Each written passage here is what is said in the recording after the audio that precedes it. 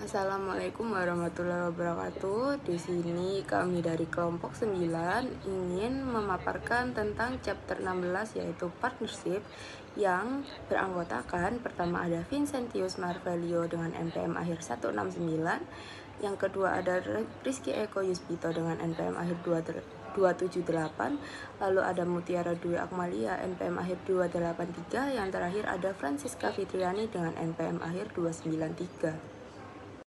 Nature of partnership. Kementerian memungkinkan dua orang atau lebih berbagi resiko dan keuntungan usaha dengan menyumbangkan keahlian maupun modal.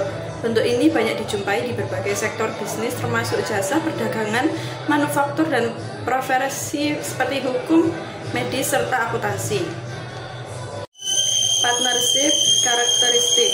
Menurut UPA pasal 1016, kementerian adalah asosiasi dua orang atau lebih yang bersama-sama menjalankan bisnis untuk memperoleh keuntungan. Dalam praktiknya, kegiatan usaha biasanya tetap berjalan meskipun ada mitra baru yang masuk atau mitra lama yang keluar. Article of Partnership. Sebuah kementerian dapat dibentuk melalui kesepakatan lisan sederhana antara dua orang atau lebih untuk menjalankan bisnis dengan tujuan memperoleh keuntungan. Perjanjian tersebut sebaiknya mencantumkan yang pertama jenis produk dan jasa masing-masing mitra, kedua hak dan tanggung jawab, ketiga investasi, keempat keuntungan mengenai tambahan investasi, kelima aturan penarikan aset, keenam rumus pembagian laba dan rugi, dan yang ketujuh prosedur pembubaran kemitraan. Apabila tidak ada perjanjian khusus mengenai pembagian laba dan rugi, maka semua mitra akan berbagi secara rata. Partnership karakteristik. Menurut UPA pasal 1016, kementerian adalah asosiasi dua orang atau lebih yang bersama-sama menjalankan bisnis untuk memperoleh keuntungan. Dalam praktiknya, kegiatan usaha biasanya tetap berjalan meskipun ada mitra baru yang masuk atau mitra lama yang keluar. Article of Partnership. Sebuah kementerian dapat dibentuk melalui kesepakatan lisan sederhana antara dua orang atau lebih untuk menjalankan bisnis dengan tujuan memperoleh keuntungan. Perjanjian tersebut sebaiknya mencantumkan yang pertama jenis produk dan jasa masing-masing mitra, kedua hak dan tanggung jawab, ketiga investasi, keempat keuntungan mengenai tambahan investasi, kelima aturan penarikan aset, keenam rumus pembagian laba dan rugi, dan yang ketujuh prosedur pembubaran kemitraan. Apabila tidak ada perjanjian khusus mengenai pembagian laba dan rugi, maka semua mitra akan berbagi secara rata. Non-cash investment contohnya sebagai berikut: bonus or goodwill on initial investment. Oke, selanjutnya ada profit and loss sharing agreements. Pembagian pendapatan kemitraan yang merata diwajibkan dalam perjanjian bagi hasil dan kerugian. Namun, para mitra umumnya sepakat untuk membagi keuntungan dengan rasio tertentu, seperti pembagian 60/40 yang diilustrasikan untuk kemitraan RAT dan YAN. Perjanjian bagi hasil juga berlaku untuk pembagian kerugian, kecuali jika perjanjian menentukan lain. Meskipun kesepakatan untuk membagi keuntungan dan kerugian secara merata atau dalam rasio tertentu dalam hal yang umum, perjanjian pembagian keuntungan yang lebih kompleks juga ditemukan dalam praktik. Waktu yang dicurahkan mitra untuk bisnis kemitraan dan modal yang diinvestasikan dalam bisnis oleh masing-masing mitra sering dipertimbangkan dalam menentukan perjanjian pembagian keuntungan. Jika satu mitra mengelola kemitraan, perjanjian kemitraan dapat mengizinkan mitra tersebut tunjangan gaji yang sama dengan jumlah yang dapat ia peroleh dalam kesempatan kerja alternatif sebelum sisa keuntungan dialokasikan. Oke, selanjutnya ada service considerations in profit and loss sharing agreements.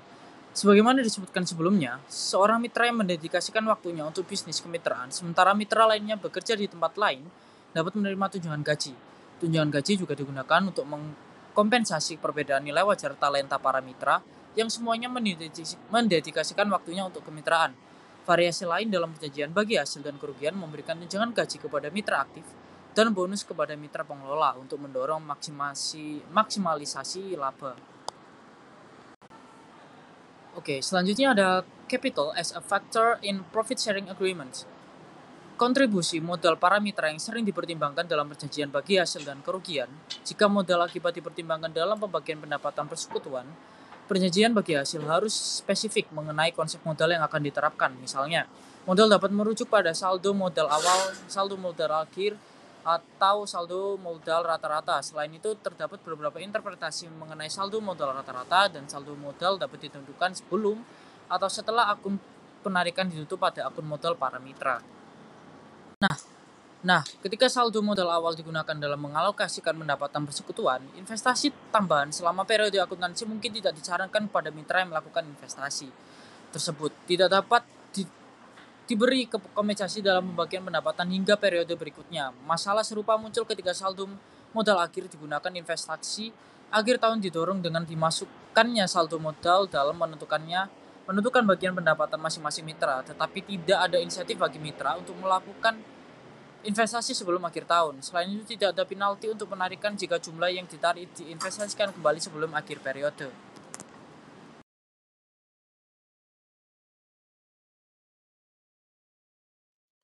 Selanjutnya, perubahan kepentingan mitra. Perubahan kepentingan mitra terjadi saat mitra keluar, mengalihkan haknya, atau masuknya mitra baru. Ada 3 bentuk utama. Yang pertama, dissociation atau keluar mitra. Mitra berhenti terlibat dalam kemitraan. Penyebabnya mundur sendiri, dikeluarkan, atau keputusan pengadilan. Dampaknya, yang pertama dilakukan buyout, pembelian kembali hak mitra, atau kemitraan dibubarkan. Yang kedua, assignment of interest. Mitra penjual hak laba ruginya ke pihak lain. Kemitraan tidak bubar, pihak penerima hanya mendapat bagian keuntungannya. Tidak otomatis menjadi mitra dan tidak punya hak manajemen. Lalu yang ketiga, admission of a new partner. Masuknya mitra baru bisa melalui membeli saham mitra lama dan investasi modal langsung. Ada 2 metode pencatatan. Pertama, goodwill approach. Ke aset direvaluasi. Selisih dicatat sebagai goodwill. Lalu yang kedua, bonus approach. Aset tidak direvaluasi, selisih dianggap bonus untuk mitra lama atau mitra baru. Selanjutnya, masuknya mitra baru. A dan B bermitra, masing-masing modalnya $50.000 dan $40.000. Lalu C masuk dengan investasi $50.000 untuk kepemilikan 50%. Nah, jika memakai goodwill approach, maka modal A $30.000, B $20.000, dan C $50.000. Jika memakai bonus approach, maka modal C dicatat sesuai pembayaran dan selisih pembagian modal disesuaikan pada A dan B. Nah, selanjutnya saya akan menjelaskan berinvestasi dalam kemitraan yang sudah ada. Nah, mitra baru dapat bergabung dengan kemitraan yang sudah ada dengan menyumbangkan asetnya, uangnya, atau membawa klien. Nah, ketika mitra baru masuk, aset kemitraan lama mungkin tidak dinilai kembali, namun jumlah investasi mitra baru menunjukkan adanya nilai aset yang tidak tercatat. Maka penilaian kembali seluruh bisnis bisa dilakukan. Jika bunga modal yang diberikan kepada mitra baru lebih besar dari investasinya, itu menandakan adanya goodwill yang masuk ke dalam bisnis. Nah, dalam kasus ini, nilai bisnis baru ditentukan berdasarkan modal kemitraan yang lama. Bukti berupa jumlah investasi ini hanya menunjukkan nilai total bisnis, nilai aset yang dapat diidentifikasikan, ditentukan satu persatu melalui penilaian atau teknik lain. Aset-aset ini dicatat berdasarkan nilai wajarnya. Jika aset kemitraan perlu dinilai kembali, penilaian tersebut harus berdasarkan pada penilaian atau bukti lainnya yang relevan. Nah, baik, selanjutnya di sini saya akan menjelaskan partnership investment at book value. Nah, di sini ada contohnya, Dre and Boy memiliki saldo modal masing-masing yaitu $40.000 dan berbagi keuntungan secara merata. Mereka sepakat untuk menerima Cry dengan sepertiga kepemilikan modal dan keuntungan dari kemitraan yang baru yang bernama Dre, Boy, and Cry.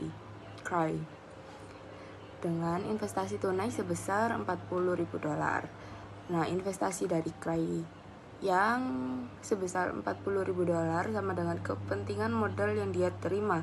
Jadi cara menghitungnya $80.000 tambah $40.000 dibagi 3 karena menerimanya itu sepertiga kepemilikan, sehingga masalah penilaian tidak muncul kembali.